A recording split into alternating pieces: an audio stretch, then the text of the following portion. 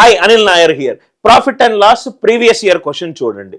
ఒక వెండర్ ఒక వస్తువుని 10 రూపాయలకు అమ్మాలనుకున్నాడు, కానీ ఎవరు ఆ 10 రూపాయలు పర్ కేజీకి తీసుకుంటలేరు కాబట్టి దానిని అతను 7.2 పర్ కేజీకి అమ్మడానికి డిసైడ్ అయ్యాడు. 10 రూపాయల ఒక వస్తువు అమ్మాలని తను అనుకున్నాడు, మార్కెట్ కండిషన్స్ బాగా లేవు కాబట్టి 7.2కి అమ్మాడు. దాని తర్వాత ఏం చేశాడు, ఇక్కడ తనకు నష్టం వచ్చింది కాబట్టి ఒక తూకములో ఫాల్టీ బ్యాలెన్స్ చేశాడు. ఫాల్టీ బ్యాలెన్స్ ఏంటి, లెఫ్ట్ సైడ్ 900 గ్రాములు పెడుతున్నాడు, రైట్ సైడ్ ఏమో కస్టమర్కి అది రైట్ 1000 అని చూపెడుతుంది, రైట్ సైడ్ అది 1000 అని చూపెడుతుంది. Are you all with me? Right side 1000 అని చూపెడుతుంది. ఇక్కడ అతనికి కొంచెం నష్టం వచ్చినా ఇక్కడ లాభం చేయాలి అని అనుకున్నాడు. ఫైనల్గా అతనికి వచ్చిన ప్రాఫిట్ పర్సంటేజ్ ఎంత, ప్రాఫిట్ పర్సంటేజ్ ఎంత?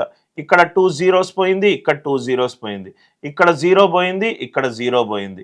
అంటే 9 కాస్త 7.2 అయింది, 9 కాస్త 7.2 అయింది. అంటే 1/8 ఆన్ 9, 1/8 ఆన్ 9, 1/8 ఆన్ 9 ఎంత?